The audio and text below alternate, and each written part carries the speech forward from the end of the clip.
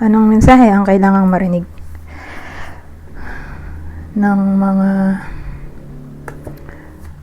Capricorn sa period na to? Pwedeng nangyayari na itong magiging reading natin or mangyayari pa lang. Kung hindi man para sa inyo itong magiging reading natin, di baka para sa someone na malapit sa inyo o sa someone na kakilala nyo mismo. Baka may lumabas na gender, mamaya gawin nyo na lang energy, masculine at feminine energy. Pwede rin naman na huwag nyo nang pansinin ang gender. Hindi ko masasabi kung anong magiging reading, kung positive ba o negative. Depende sa kung anong mapipick up kong energy. Walang masama kung papanorin ang Sun, Moon at Rising sign kasi baka alin man sa mga yan ay mag-resonate na sa sitwasyon nyo. Ngayon, ang bida natin ay lalaki. Whether ito yung person nyo, depende sa nanonood kasi ito ay general reading. Basta may lalaki dito. So, kung dito person nyo o kayo, baka someone na kakilala nyo or malapit sa inyo, maputing lalaki.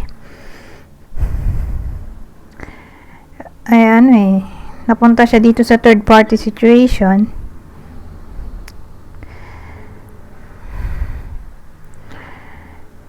Ngayon, mapaka-bookingan paano nagka-bookingan? Either sumingaw yung balita or may nagbalita sa inyo kung kayo man yun nandito sa sitwasyon na to. May magbabalita na yun nga, nakita yung partner ni, example, nakita yung partner ni Capricorn sa ganitong lugar, may kasama siyang ibang partner, ganon yung eksena, yung balita.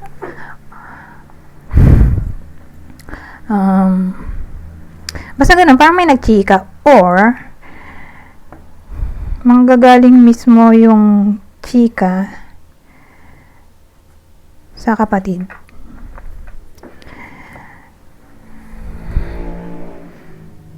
Pero grabe rin kung kapatid yung third party. May case din ganun di ba? Mga tawag dito, teleserye yung ganun. Kapatid mismo yung third party. Oh my God. Kasi may discovery dito So, ayun. So, again, yung lalaki dito maputi isa siya dyan. Dalawang babae pala to. Dapat dalawang babae to. Ito siya. Magiging lalaki yan. Or makakatawag kayo ng call. At ang laman ng call ay chismis nga tungkol doon sa partner. Na nakita yung partner somewhere na may kasamang iba. Or basta ganun. May issue na sisingaw. O chismis. Ngayon, ito yung possible partner.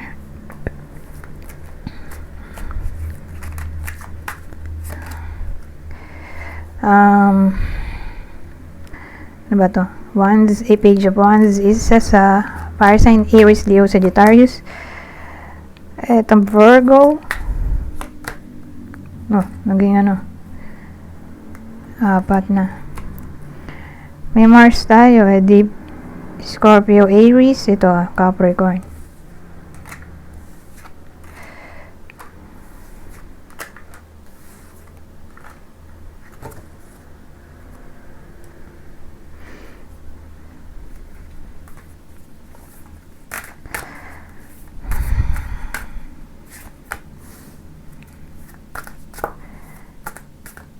So, kung di call yun, baka sa social media magkakabukingan o malalaman yung discovery, confession, ganun. May gossip na naman, Ano ba ito? Continuation? Mukhang continuation. Kasi kanina, gossip gossip ulit to. Gossip.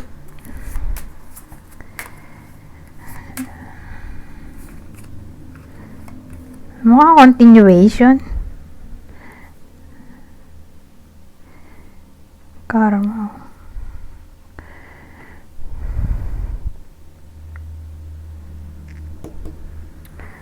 Ang dating sa akin, nasa karmic connection kasi yung iba sa inyo eh. More like yung connection kanina. Karmic connection lang yun. Kaya siya, puno ng suffering, burden, pain. Kasi nga, hindi meant to be. Kumbaga, kaya lang nagtagpo, para tapusin yung unfinished karma mula sa past life. So, pag natapos na, o na-discover na, or natutunan na yung dapat matutunan na lesson, or things na pwede mag-end na yung karma.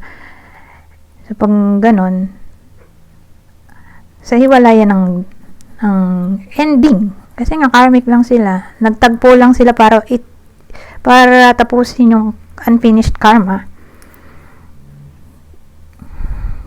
So, yun. Ganun dating. Mag-iwalay sila dito. Nagtuloy lang eh. Na kumbaga, kahit ipaglaban. Puno ng hardship kasi ganun kasi kapag karmic, kumbaga, di siya meant to be.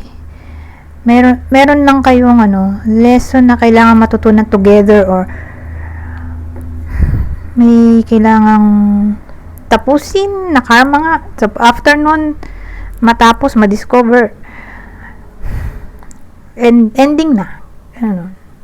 So, ganun din dito. Kasi kahit ipaglaban, masyadong mahirap na parang maapektuhan yung health ng iba sa inyo. Mental health, physical health. Na kung hindi i-end, kasi yun na talaga yung destiny, i-end. Kung hindi i-end, kung hindi yung connection yung i-end, edi buhay nung vida dito yung mag-i-end. Kasi nga, may stress siya eh. So, syempre, pag na-stress ka, tutubuhan ka ng maraming sakit. Diba? Laging ganun eh. Kung mapapansin nyo yung mga sakit, yung factor na nagko-contribute sa sakit, hindi naman lahat, pero kadalasan. Nandun lagi yung stress. So, ganun. Kumbaga, kung ipipilit pa rin, pwede mag-lead sa sakit sa puso, depression, or basta, ayoko na magsabi. Parang ang dating, yun na talaga yung advice. I-let go na lang kaysa ganun na nasasaktan. Palagi nasasaktan. So, priority naman ang sarili, self-care, self-worth, para sumaya naman. I-let go ng toxicity.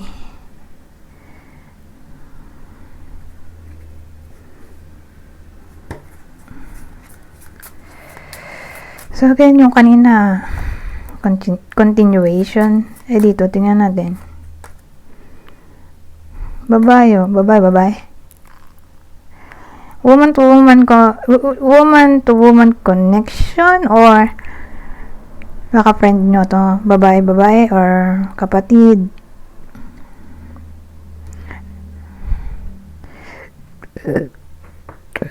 Meron.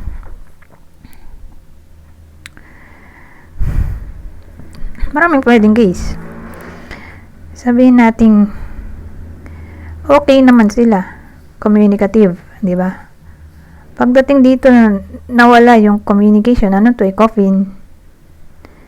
So, in short, kung okay yung communication nila, whether kayo mismo to or kakilala nyo na nasa ganitong sitwasyon, woman to woman relationship, or sabihin natin relative nyo to, alin man kayo dito, relative, friend, or sibling, basta ganun, woman to woman, relationship o connection. Kung may ka-close kayo at lagi nyo nga kausap, for some reason, bigla kayong madi-disconnect.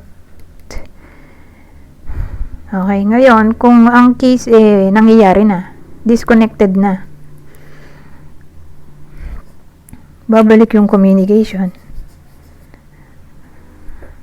Okay, kumbaga, doon siya negative kung di pa nangyayari, at positive kapag nangyayari na. Okay.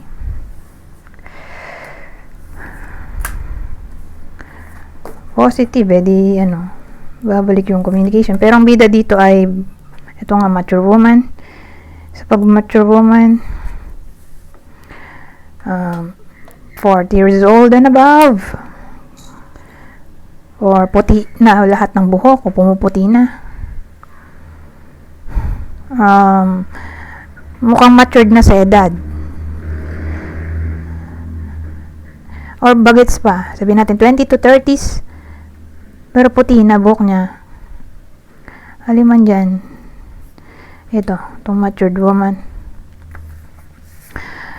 So, pwedeng kayo mismo to, or person nyo, or anyone na malapit sa inyo. Kasi, to, general reading. Teka, dito tayo sa susunod. Nag-deck.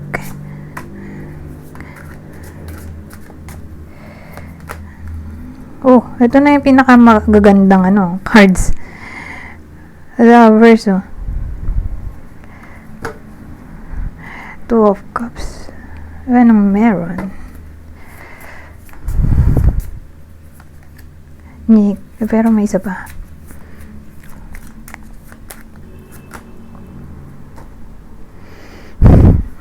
Ano to?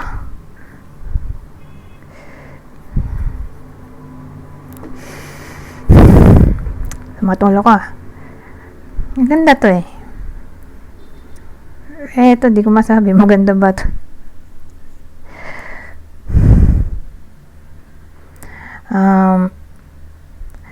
More like relationship to. Kasi dalawa. Ay, tao. Pusa.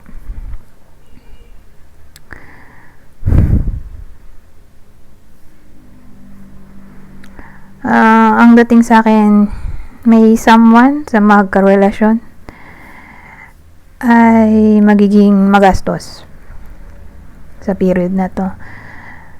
Ewan ko kung bakit, siguro na-depress siya, so para makakapag-cope up sa depression ay gagastos siya para ipamper ang sarili. Kasi to, sneakiness sa topic ng pera. So, kung may joint account, ayun nga, baka magastos niya yung pera sa joint account kasi nga kailangan niya for personal purposes.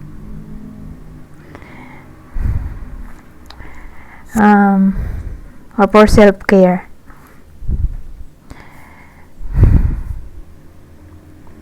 O ewan ko, sa luho siguro. Pwede rin may fox kasi dito Kasi deceptive yan. Deceptive card. Or kailangan niya ng pera pang gastos kung mag-a-apply siya. Mangingi siya ng pera. Kasi nga mag-a-apply. Kung nawalan ng work.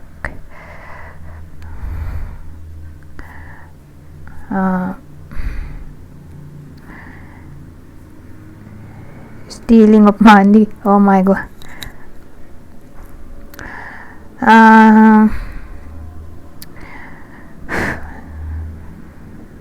O barat. Sabi pero pera, pero kapag siya naman yung kailangan ng pera, may pera naman. Ganon. Nanggagaslight sa topic ng pera.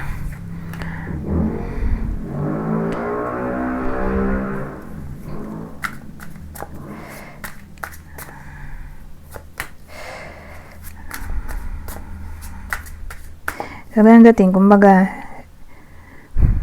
may bibili yung iba sa inyo. Sabi niya, wala raw pera. Tapos, nung siya naman yung gusto niyang bumili, tapos biglang nagkapera. Or hindi mahindian na hindi bilhin. Anyways, dito, tingnan natin.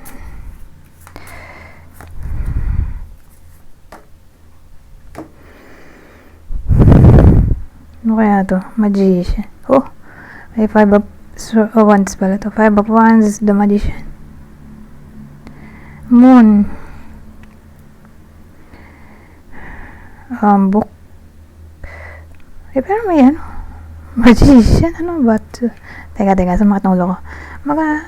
Iniisip ko kung negative. Una ko naisip negative, kaya lang may magician. Teka. Ano ko i-combine yun?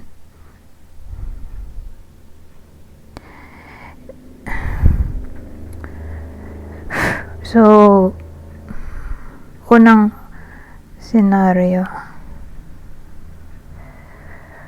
O may pangalawa pa ba to?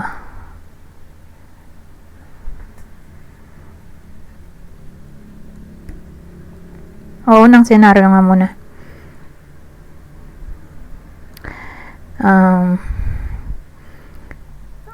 Maaaring may mag-away dito, mag-lovers. Due to secrecy.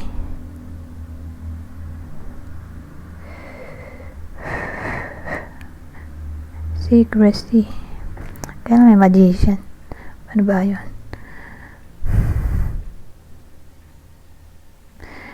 Magaling magtago ng secret. May someone dito matagal na naglilihim. Ngayon lang na booking. Ayun. Mastery kasi dahil. Tagal na pala niyang lihim yun. Ngayon lang nabuko. Kaya ayun, nag-lead sa conflict or away. Pangalawa. Sumatulog ko. Pangalawa, may maisip pa ba ako dito?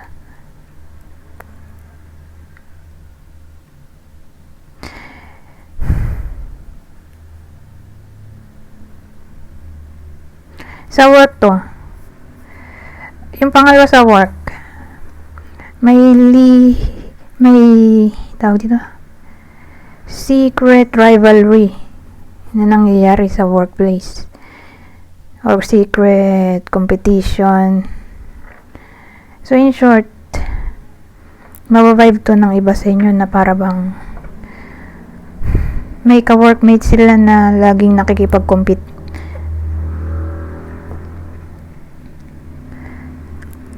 Ngayon pa lang madidiscover or mapapansin. Ganda ting. Parang intuition yung magiging gabay dito. Kung sino yon. Yung tinutukoy ko dito. Whether kilala nyo na to or makikilala nyo pa lang. Pero ang tatamaan lang nun ay may trabaho. So, kung wala kayong trabaho, di baka anak nyo yon, asawa, or anyone na malapit sa inyo na baka sa kanila tumama yung reading.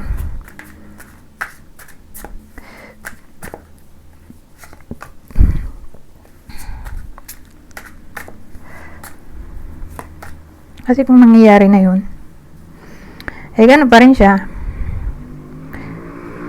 Parang ang dating hindi masabi ko anong motibo.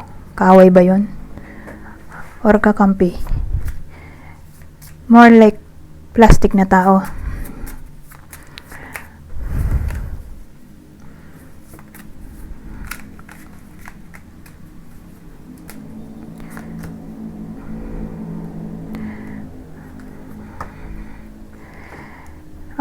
Knight of Pentacles, Ace of Cups. Eto, Lilies. Sheep. Knight of Pentacles, Ace of Cups.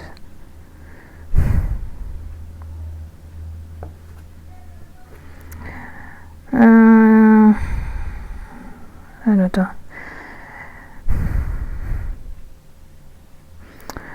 Knight of Pentacles. Pero may Ace of Cups. So, ang dating sa akin sa period na to, susundin nila ang puso nila. Ace of Cups eh. Kaya may Knight of Pentacles. Susundin nila ang puso nila tungkol sa work, kung saan sila masaya, or kung saan sa tingin nila ay magbe-bring ng success. Depende. Let's say may iba sa inyo na susundin ang passion nila, whether may trabaho or wala. Susundin nila yung passion nila or talent, skill, basta kung saan sila masaya. Yun yung ipa-follow nila na desire. Ngayon, kung ganun na talaga yung work nila, nasa dream job na sila, yun talaga yung tinapos nila, parang ang dating dito, kakaroon sila ng desire na mag-improve para mas lalo pang gumaling or para mas ma-promote. Ganun kasi yung iba, may requirement, kailangan ng master's degree para ma-promote ka sa rank ganito. Ganun eh. So yung iba sa inyo mukhang itatry nila improve ang sarili para ma-promote.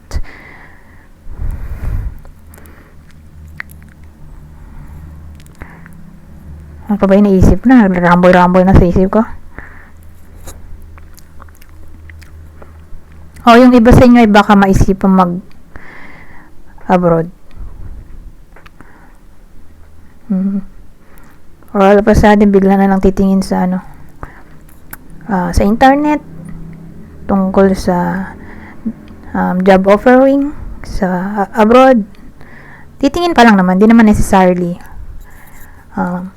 kakaroon agad ng work. May isipan pa lang. Baka yung iba sa inyo ganun na. May desire na talaga, nagpasa na ng mga kung ano-anong requirements. Tingin ko may na dito, improvement. May feedback na. Progress. So, case-to-case basis. Ayan.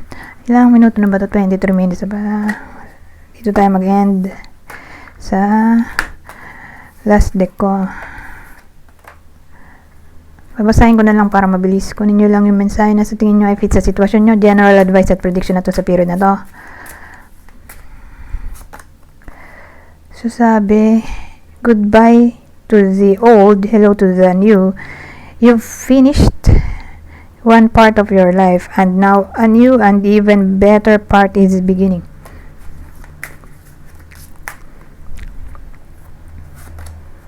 Wah, may dumi pala ako sa kuko. Ang dumi pala ng kuko. Kalilinis ko lang. Teka lang, na-conscious ako bigla. Ayaw na matanggal. Eto, sabi, whom do you need to forgive? As you release old anger or resentment, you will find that your wishes will come true. At ang uli, maging dalawa pa to. So sabi, children, your connection with children is part of your life's purpose. At ang uli, ito maganda, perfect timing. This is the right time for you to move forward. Anyways, hanggang dito na lang. Goodbye for now.